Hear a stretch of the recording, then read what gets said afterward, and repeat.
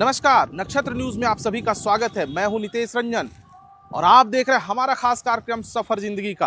आज इस कार्यक्रम में हम झारखंड से बाहर के एक ऐसे व्यक्ति की बात करेंगे जो पेड़ की दुनिया में, जो वातावरण की दुनिया में एक मसीहा के तौर पर जाने जाते हैं, विष्णु लांबा जी। आपको बताएं कि विष्णु लांबा जी जो है राजस्थान के टोंक के रहने वाले हैं और इनकी जो पूरी वार्ता है वो मैं आपसे इनसे जब बातचीत करूंगा तो आपको एक एक पॉइंट पर इनसे डिस्कशन करेंगे और बातचीत करेंगे और इनके सफ़र को बताएंगे कि जन्म से लेकर अभी तक का जो इनका सफ़र रहा, 31 वर्ष का सफ़र, ये मैं इनसे पूछूंगा और इनसे समझने का प्रयास करूंगा।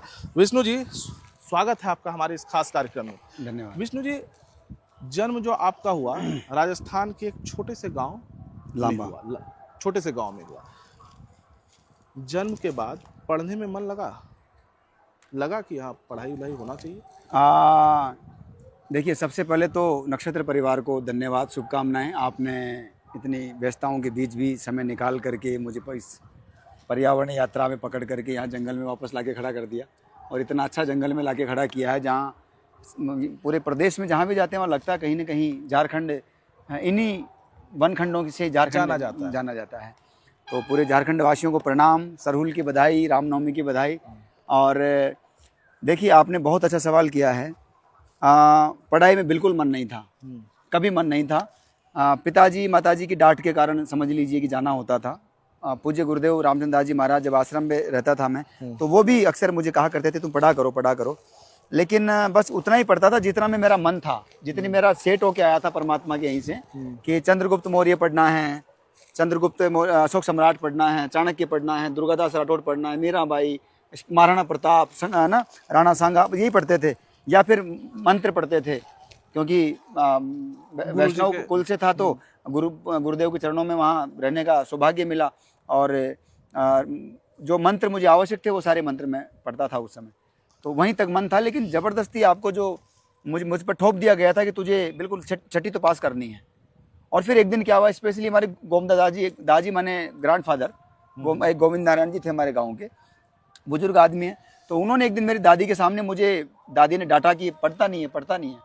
तो दादी मेरी हेल्दी थी, तो मैं कहीं ज़्यादा परेशान करता किसी को तो मेरी दादी की कमर पे मुझे बांध के भागते थे घर वाले। जैसे पड़ोसी गांव में जिम में जाना है, अच्छा। तो दादी की कमर को बांध दिया और मुझे बांध दिया, तो मैं दिन भर हिल नहीं सकता था, दादी इतनी भारी थी मेरी। तो उन्होंने कहा गोविंद जी ने कि अरे तुझे पता नहीं है, तू पौधे लगाता रहता है ना। एक इमरती हुई है कोई, इमरती देवी, उसने पेड़ नहीं कटने दिया, अपनी गर्दनें कटवा ली। बाद में पता चला वर्षों बाद में कि उसका नाम अमृता देवी विष्णु ही था। वो इमरती बोल रहे थे गांव की भाषा में। तो मुझे लगा अरे बाप रे, ऐसी भी कोई मतलब महिला हुई है। तो हमारे लिए महिला एकदम नाम आइडल बन गया। वो जिज्ञासा बच्चे के मन में चलती रही, धीरे धीरे आगे बढ़ गए, चलते गए जीवन में। तो पता चला कि अमृता देवी विष्णु यानी क्या। बाद में मुझे भी अमृता देवी विष्णु पुरस्कार मिला, सरकार ने दिया। आप जब पेड़ लगाने का जो शौक है, हाँ, वो कब से शुरू हुआ? ये देखिए, मेरी पूज्य माताजी की कृपा से, उनकी कृपा से ये लगभग मतलब 3-4 साल की उम्र में पहला पौधा मैंने लगाया होगा माँ के साथ में। लेकिन 5-7 साल की उम्र में मैंने पूरी तरह से मतलब इसको एक मिशन बना करके शुरू हो गया वो कार्य। और आए दिन गाँव में बच्चों में, पहले शुरू में क्या था ना, माँ के साथ पेड़ लगाया। एक रेवड़ी समझते हैं आप, जहाँ गोबर डालती है महिलाएं, अच्छा, जानवरों का, उसमें एक आम की कोपल निकल रही थी और गांव में उस समय एक हैंडपंप हुआ करता था। तो माँ मटका लेके पानी लेने गई, तो मैं उस समय मतलब मुझे याद है मैं नंगा था बिल्कुल। तो वो वहाँ से एक आम का पौधा हम लेके आए थे, जहाँ हैंडपंप में के पास एक रेवड़ी में था। ये आके माँ के साथ तो पौधा लगाया और वो यात्रा धीरे धीरे चल पड़ी। अपने घर में जो पौधा लगाया, उसके बाद एक लालच बढ़ जाता ना कि पड़ोस में लोग चर्चा कर रहे थे कि आपके घर में मतलब हमारे बिजोरा नींबू आ रहा है ना, कागजी नींबू आ रहा है, आम आ रहा है ना, मतलब प्रजातियों के पौधे उनके यहाँ लगाए गए। तो मैं उनके यहाँ मांगने गया तो दिए नहीं। छोटा बच्चा, चल समझ गए, बच्चे को मना कर देते ना। मैं चोरी कर लाया, फिर उन्होंने लगाया, मैं फिर चोरी कर लाया। रात को 2-2 बजे कांटे वांटे, सुअर जान नहीं घुस सकता वहां में। साल की उम्र में चोरी की आदत लग गई थी पेड़ चोरी? मैं गणित में बहुत कमजोर हूँ, मुझे हिसाबों का ध्यान नहीं है। फिर भी कुछ तो होगा। कुछ ध्यान नहीं मुझे। 4 साल के थे, ये मेरे गांव वाले सब बता देंगे आपको। मेरे पीछे से अगर इस बारे में शोध होगा तो मैं दावे से कह सकता हूँ कि मैं हर घर का चोर हूँ। ऐसा कोई पंचायत में घर नहीं बचेगा, कोई घर वाला ये कह दे कि नहीं विष्णु ने हमारे यहाँ से पौधा नहीं चुराया, ऐसा कोई नहीं कह सकता शायद। मैं हरे पेड़ के नीचे खड़ा तो हूँ। चुराते थे तो फिर लाके अपने घर में लगाते थे बाड़े तो में। फिर उसके बाद धुलाई भी होती होगी भयंकर वाली, गाँव वाले भयंकर वाली। माँ ने तो बहुत मारा, बहुत मारा। माँ की special thanks to my mom.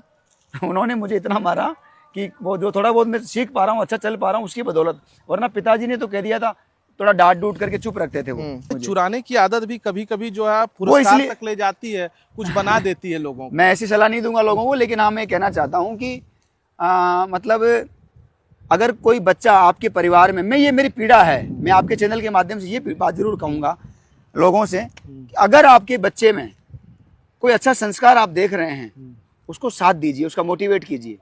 मैंने पौधा मांगा, मेरे माँ बाप ने नहीं दिया, मेरे परिवार ने नहीं दिया। प्रकृति संरक्षण के क्षेत्र में मेरी पहली गुरु मेरी माँ है, नो डाउट। और मैंने माँ को बचपन में मिर्ची, बैंगन, टमाटर, भिंडी इस तरह की सब्जियां उगाते हुए देखा और उसके ऊपर कांटे काट करके पेड़ के डालते हुए देखा, और वहीं से प्रेरणा ली। बाद में माँ के साथ पहला पौधा भी उन्हीं के साथ लगाया, और आज भी उनकी कृपा से मैं देश में, दुनिया में जो भी इस धरती माँ की मानवता की सेवा कर पा रहा हूँ, उनकी कृपा से कर पा रहा हूँ। अच्छा एक बात बताइए, सरकार करे हर तो चीज करे पे क्या? कानून एक्शन होना चाहिए। सरकार करे तो करे क्या? आखिर लोगों में भी तो आना चाहिए ना कि भाई हमको नहीं काटना देखिए, है। आप लोगों में आना चाहिए। अगर ये आपने कर रखा है तो फिर थाने बंद करवा दीजिए, ठीक है, थाने बंद करवा दीजिए, फिर तो क्राइम होगा ही नहीं ना। क्योंकि लोगों को सोचना चाहिए, जब अगर ऐसा है कि एक हाथ में, कहते हैं ना वो, एक हाथ में मतलब कमंडल और दूसरे हाथ में भाला और एक हाथ में माला, कहते हैं ना, तो वो वाला सिस्टम है। आप कानून भी रखो, लचीला अपनी जगह है, सख्त होना अपनी जगह है। मेरा इतनी सी प्रार्थना है, हर व्यक्ति अपनी जिम्मेदारी हो, चाहे वो आम नागरिक हो चाहे सरकारी तंत्र में हो। अभी मेरे गांव में पिछली सर्दियों में, मैं तेलंगाना था, मुझे सूचना मिली, मैं गांव पहुंचा। आपको आश्चर्य होगा, संयुक्त राष्ट्र के पर्यावरण कार्यक्रम के छठे प्रमुख आदरणीय एरिक सोलिम साहब की पावन गरिमा में उपस्थिति में माननीय जिलाधीश महोदय टोंक श्रीमान त्रिपाठी साहब की मौजूदगी, 800 पुलिस वाले, हजारों गाँव वाले, इतने लोग, यूएन का इतना बड़ा नेता आया था, तो बहुत पुलिस थी गाँव में। उस दिन जो पेड़ लगाए गए ट्री गार्ड के साथ में, वो सारे पेड़ काट दिए गए। किसके द्वारा? जलदाय विभाग ने अपने ठेकेदार को भेज दिया कि वहां जाकर के थोड़ी साफ सफाई करके आओ। उसको कुछ जेसीबी से कुछ इधर उधर नाटकबाजी करनी थी, वो 4 पेड़ के काट करके आ गया, और सुबह सुबह अंधेरे में गया जेसीबी लेकर के। ये षड्यंत्र है बाकायदा, जेसीबी लेके गया। यूट्यूब पे वीडियो मौजूद है, मैं आपको दिखा दूंगा। अपराधी स्वीकार कर रहा है, ये भी मौजूद है। जेसीबी से काट रहा है, ये भी मौजूद है। 10-10, 15-15 फीट के बरगद और पीपल के पेड़ जो हमने लगाए थे 2021 में, उनको ट्रिगार्ड सहित निकाल करके फेंक के चला गया। लोकल थाने ने एफआईआर तक दर्ज नहीं की। आप सोचिए, विष्णु लांबा को लोग जिम्मेदार मानते हैं कि पर्यावरण के क्षेत्र का कोई जिम्मेदार चेहरा एक ये भी है। मैं हूं या नहीं, ये मेरा इतिहास बताता है। तो मुझे ऐसा का ऐसा एक एक सीन याद है अभी। वो मैं वापस, मेरा बस ना चलता, वरना मैं ऐसा वापस क्रिएट कर दूं। तो वो जो एक बार ओले गिर गए, तो गिद्ध का एक बच्चा गिर गया, छोटा बच्चा था गिद्ध का, और वो घायल पड़ा था। मुझे याद है कि मैंने दूध फाड़ दिया था मावा बनवाने के लिए, क्योंकि माँ रोज मावा बनाती नहीं थी। किसी ने कहा कि नींबू डाल दो, दूध फट जाएगा। मैंने नींबू डाल दिया, दूध फट गया। तो माँ ने कहा कि आज पता नहीं क्या गलती हो गई, तो भगवान को ये घी दे दिया और दीपक दे दिया कि भगवान को दीपक जला के आओ, दूध फट गया। गाँव में बड़ी, मतलब बहुत बड़ी बात मानते हैं कि दूध क्यों फट गया, भाई क्या गलती हुई हमसे, देवता नाराज तो नहीं है कहीं हमारे। तो खैर, मैं वो देवता तो कोई नाराज था नहीं, वो तो मैंने किया था सारा कबाड़ा। खैर, तो वो मावा बना, तो मावा फिर मैंने खाया, और गिद्ध का जो बच्चा था उसको भी साथ ले जाकर बिठा करके हमने साथ खाया उसके अंदर।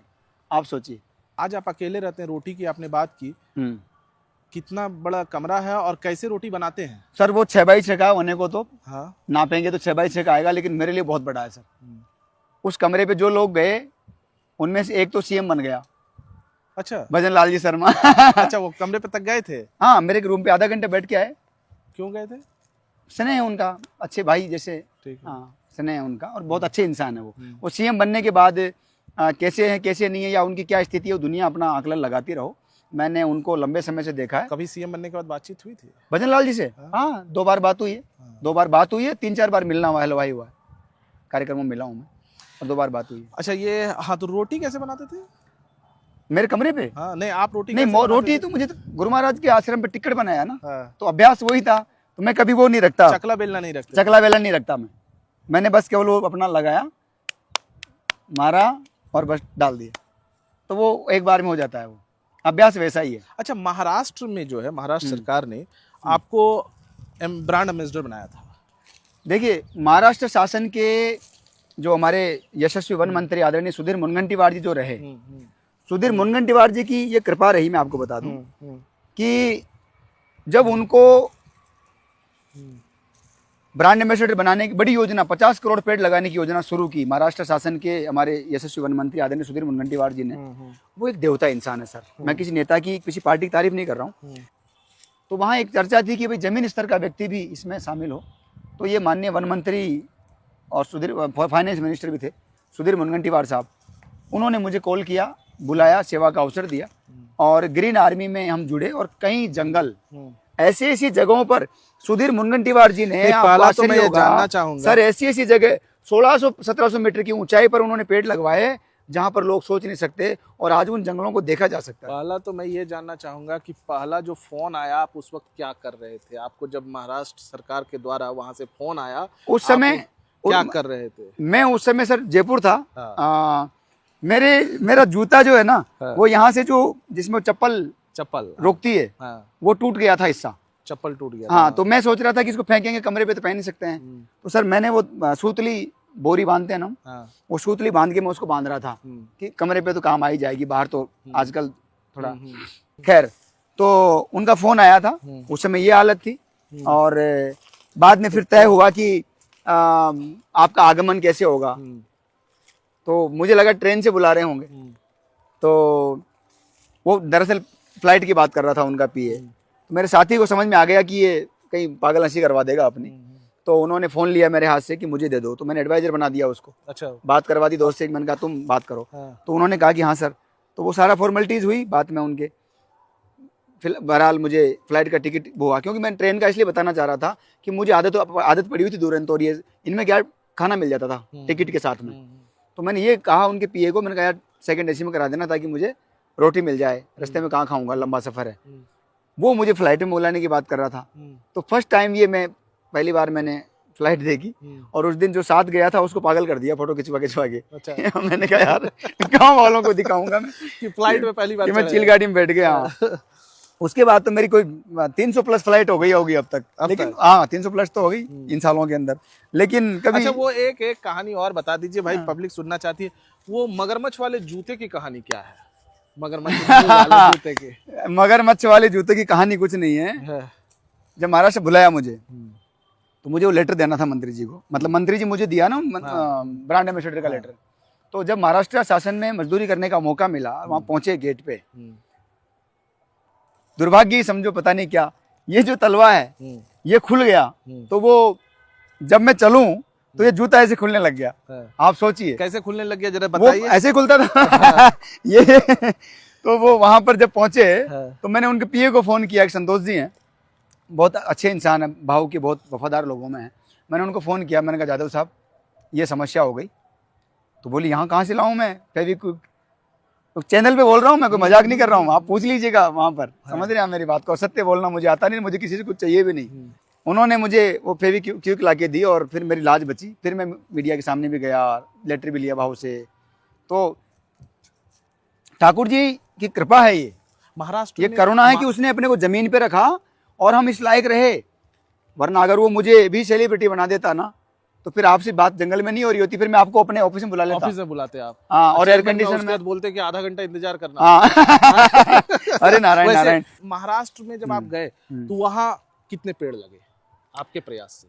नहीं, मेरे प्रयास से तो नहीं लगे, मेरे आपके सरकार के प्रयास से। हाँ, आपने उसमें मैं उस टीम का हिस्सा रहा। ये मतलब मैं तो एक छोटा सा हिस्सा था उसका, सिपाही था उस योजना का। हमारे यशस्वी वन मंत्री जी की सूझबूझ और आदरणीय सुधीर मुनगंटीवार जी की प्रेरणा से वहाँ पर प्रदेश भर में घूमने का मौका मिला। लगभग 58 फॉरेस्ट तो हम लोगों ने लगाए हैं। मेरे इंडिविजुअल मुझे ध्यान था कि हमारी संस्था के माध्यम से हमने लगवाया अलग अलग जगहों पर, जो 15-15, 20-20 फीट का। इस समय तो बड़े बड़े दरख्त देखे जा सकते हैं, जितने कहे उतने लगवाए, आज उतने जिंदा हैं। और इसके अतिरिक्त ग्रीन आर्मी के माध्यम से जितने जंगल वहाँ लगवाए गए, वो लगवाए नहीं गए, उनके संरक्षण का दायित्व दिया गया, उन्हें जिंदा रखा गया और उनको कहीं भी जहां भी लगवाया गया वो आप रिकॉर्ड उठवा लो, मैं तो चैनल पे बोल रहा हूँ आपको। अभी रुकेंगे एक छोटे से ब्रेक के लिए। ब्रेक के बाद जब वापस आएंगे तो वापस आने के बाद सोनू सूद के साथ इनकी खट्टी मीठी यादें और झारखंड में क्या कुछ करना सोच रहे हैं, इस पर भी बातचीत जारी रहेगी। रुकते हैं एक छोटे से ब्रेक के लिए। इन घने जंगलों के बीच जंगल पुरुष से हो रही है बातचीत और बातचीत जारी रहेगी। ब्रेक के बाद जब हम इनसे रूबरू हो रहे हैं तो हम इनसे सबसे पहला सवाल यही करेंगे कि ब्रेक पे जाने से पहले आपने अपने चोट की बात की, 22 टांके की, तो ये क्या हुआ था? देखिए, सत्य की रक्षा उन्हीं को सौंप दी मैंने, सत्य साहस से जिन्हें कहना नहीं आता, पेट के बल लेट कर रोता नहीं, इससे लोग कहते हैं मुझे कहना नहीं आता, हाँ मुझे संसार में रहना नहीं आता। अगर सत्य की रक्षा साहस से करोगे तो चुनौतियां स्वीकार करनी पड़ेगी। वो पेड़ों को एक रहस्यमय तरीके से जेसीबी लगा करके काट दिया जाता है और थाने मुकदमा दर्ज नहीं होता है। अगर मैं संवैधानिक पालना ना करूं, उस रास्ते पर ना चलूं, तो क्या विष्णु लांबा को बंदूक नहीं उठानी चाहिए? क्या मैं हथियार नहीं, मैं चलाना नहीं जानता या मेरे को बंदूकों की कमी है?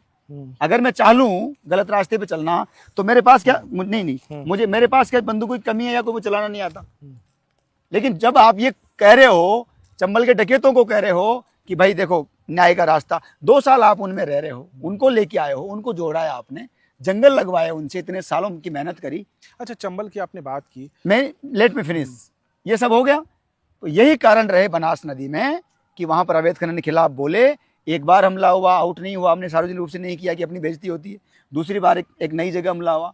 तीसरी बार कहीं एक अलग प्रकार का हमला हुआ, वहां पर किसी ने फोटो खींच के सोशल मीडिया पर डाल दी और आउट हो गया। और मैं धन्यवाद देता हूं देश की, दुनिया की जनता को, तमाम लोगों को जिन्होंने मेरे समर्थन में अपनी बात रखी। और अपराधियों को मुझे पूरा भरोसा है कि अभी मामला लंबित है, कोर्ट में चल रहा है। अच्छा, चंबल की आपने बात की, आप चंबल में जो है जी कैसे पहुंचे? आप डकैतों के बीच जो है चंबल, जो कि हम लोग फिल्म में भी सुना करते हैं, पान सिंह तोमर जो है फिल्म जो आई उसमें था, इरफान हाँ। मैं मुझे भी आपने सही कहा, मुझे भी प्रेरणा मिली पान सिंह तोमर फिल्म के कारण। अच्छा। और मैं विशेष आभार व्यक्त करता हूँ आदरणीय और जो हमारे बीच में नहीं रहे इरफान खान। जिन जंगलों में चंबल के दस्यु रहे समर्पित, जिन्हें लोग डकैत कहते हैं, मेरे को तो कोई डकैत नहीं मिला चंबल में, सब अच्छे लोग मिले।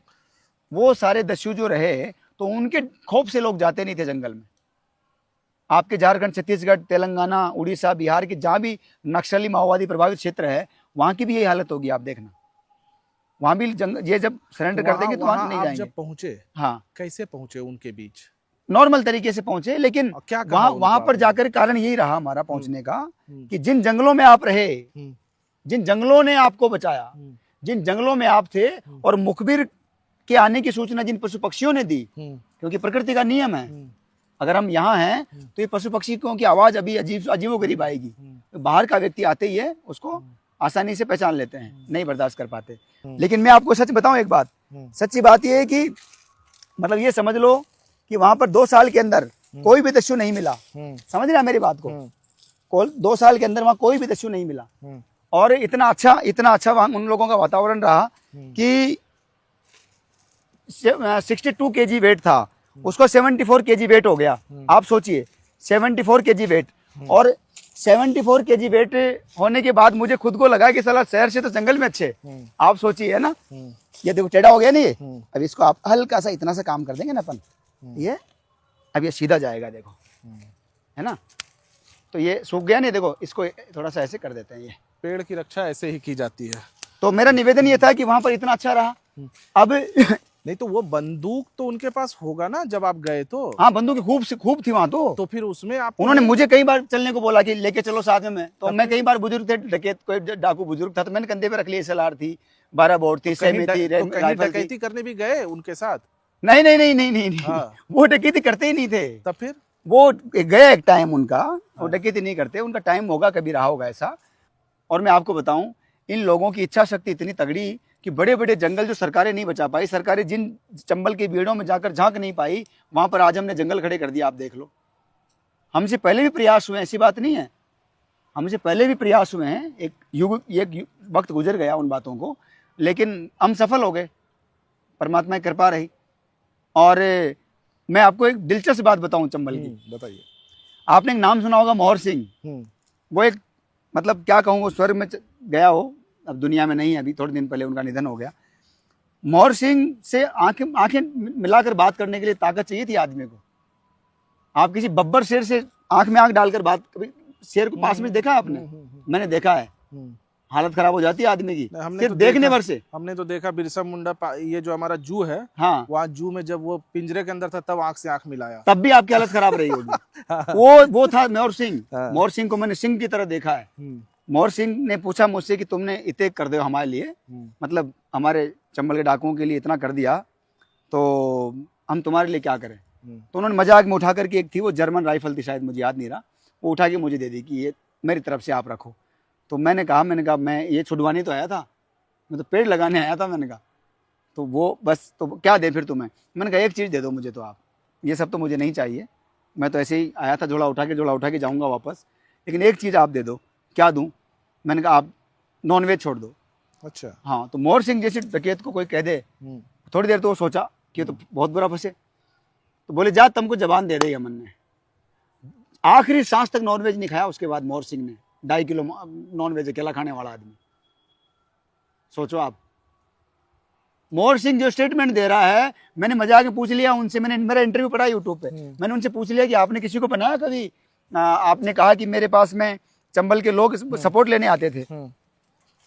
चंबल में जो चंबल में नेता जो है वो हमारे समर्थन लेने आते थे, आपने कभी बनाया उनको एमएलए एमपी? बोले हाँ, क्यों नहीं बनाया? मैंने किसको बनाया? बोले राजमाता बनाई एमएलए मैंने कहा राजमाता कौन? बोले विजय राजे सिंधिया, वसुंधरा राजे जी की माँ। अच्छा। मैंने कहा वसुंधरा जी हमारी सीएम और मेरे प्रति बड़ा स्नेह रखती है, बहुत अच्छी, मतलब एक मार्गदर्शक के रूप में रही वसुंधरा जी हमेशा, और उनकी सरकार में काफी आशीर्वाद मिला मुझे। चंबल के डकैतों को लेकर कोई कार्यक्रम भी आपने उस इलाके में पढ़ रहा था, उस इलाके में कराया था क्या? बिल्कुल बिल्कुल बिल्कुल ऐसा है। चंबल के बीहड़ों में तो कार्यक्रम हुए ही, नो डाउट। कई जगह हम लोगों ने मीटिंगें बहुत करी, प्लांटेशन और सोशल एक्टिविटीज बहुत करी, और लगभग 2 साल का समय मेरा आना जाना रहा वहाँ, लगातार 2 साल तक आना जाना लगा रहा, और कई सारी चीज़ें चली। लेकिन पहले बसाया बीहड़, अब बचाएंगे बीहड़, ये कार्यक्रम हमने जयपुर में रखा, और लगभग 38 पूर्व दस्यु सम्राट, दस्यु सुंदरियाँ उस कार्यक्रम का हिस्सा बनी। एकजुट होकर के पर्यावरण संरक्षण की उन्होंने शपथ ली। सभी का राजस्थान की, जयपुर की जनता जनार्दन ने गर्मजोशी स्वागत किया। सरकारों का समर्थन, उनकी क्या मजबूरी थी मुझे नहीं मालूम। प्रकाश जावड़ेकर केंद्रीय पर्यावरण मंत्री थे, उनकी क्या व्यवस्थाएं थी मुझे नहीं मालूम, लेकिन उनको हमारा सहयोग नहीं कर पाए उस समय। बाद में जब उन्हें लगा कि ये तो बहुत तगड़ा परिवर्तन आ गया, और मीडिया ने जिस तरह से आशीर्वाद दिया, देश के और देश के बाहर के बड़े बड़े विदेशी अखबार भी पहुँचे, तो हमें तो पता ही नहीं था कि ये जो अंग्रेज बैठा है सामने कोई पत्रकार है किसी देश का। हमें क्या पता कहाँ से सूचना मिल के आ गई, और इतना समझ भी नहीं थी, ये एंड्रॉयड फ़ोन भी नहीं थे उस समय। ये तो बाद में जब सरकार ने मुझे बड़े पुरस्कार दिए, मुझे पैसा मिला, तब हमने ये फ़ोन लिया अंग्रेजी, वरना था ही नहीं हमारे पास में। अच्छा। तो कहने का मतलब, उन लोगों में इतना बदलाव, इतना परिवर्तन जब आया, तो मुझे ये लगा सर कि जीवन की असली जो उपलब्धि है ना, वो बंदूक की नोक पर किसी को डराना ना, वो कराना नहीं है, उनको हृदय परिवर्तन करना जरूरी है। अरे भाई, मैं ये पूछ रहा हूँ, जो 550 डकैतों का सरदार है पंचम सिंह, सरू सिंह, मोहर सिंह, है ना, अरे उनको आपने चलो सरेंडर कर दिया, सब बातें ठीक हो गई। उसके बाद क्या किया आपने उनका? उनको वन मित्र बनाइए, वन बंधु बनाइए। जो दस्यु सुंदरियां हैं, महिला जो डकैत रही हैं, उनको आप तरु सखी का दायित्व दीजिए, उनको सम्मान का एहसास कराइए ना। समाज ने उनका शोषण किया, तभी तो बंदूक उठाए गलत रास्ते पे गए वो। अच्छा, इस एपिसोड में एक सवाल अंतिम यहाँ पर ये लेंगे, उसके बाद फिर हम नेक्स्ट भी आपसे बातचीत करेंगे जी। आपने वैराग्य जीवन अपना लिया, शादी क्यों नहीं की? वैराग्य, सच में अगर वैराग्य आ जाए मुझ में, मैं वैराग्य हूँ या नहीं मुझे नहीं मालूम, मैं असत्य नहीं बोलता। वैराग्य बहुत बड़ा शब्द है। मैंने कई नेताओं को देखा जिसने शादी नहीं की, पत्रकार उससे पूछ लेते हैं आप तो ब्रह्मचारी हैं। ब्रह्मचर्य बहुत बड़ा शब्द है, मुझे नहीं मालूम ब्रह्मचर्य क्या है। ब्रह्मचर्य शरीर का भी है, ब्रह्मचर्य आंखों का भी है। क्या हर औरत हमें माँ बहन दिख रही है, माँ बहन बेटी नजर आ रही है? आंखों का ही ब्रह्मचर्य है, शरीर का भी है, मन से, वचन से, काया से, है ना। समझ रहे मेरी बात को? सीधे सवाल कर लेते, शादी क्यों नहीं की? शादी बचपन से मन नहीं था, बचपन से मन नहीं था, शुरू से मन नहीं था। मेरे गांव से पूछो, मेरे माता पिता से पूछो, बचपन से पूज्य गुरुदेव के चरणों में रहने का सौभाग्य मिला। फिर उसके बाद में गुरुदेव ने शरीर छोड़ दिया। मैंने ऐसा तो उसके बाद में दूसरे सन्यासी के आश्रम पे गया, उनके चरणों में नाक रगड़ी। उन्होंने भी कहा कि तुम्हें तो भगवा धारण नहीं करना है, ऐसे ही सेवा करनी है देश की, तो नहीं बैठ पाया। आज के लिए इतना ही, लेकिन अगले एपिसोड में भी आप विष्णु लांबा को मेरे साथ देखेंगे और अगले एपिसोड में हम जो बातें करेंगे इनसे, वो सबसे महत्वपूर्ण ये रहेगा कि कैसे ये गिद्धों के साथ खाना खाया करते थे, कैसे सोनू सूद के साथ इनकी मुलाकात हुई, कैसे महाराष्ट्र सरकार ने इनको जो है वहाँ पर पर्यटन के क्षेत्र में, वन पर्यावरण के क्षेत्र में जो है काम करने के लिए बुलाया, एम्बेसडर बनाया। ये तमाम चीज़ें जो है बातचीत करेंगे, लेकिन वो अगले एपिसोड के लिए। आज के लिए इतना ही, दीजिए हम सभी को इजाज़त।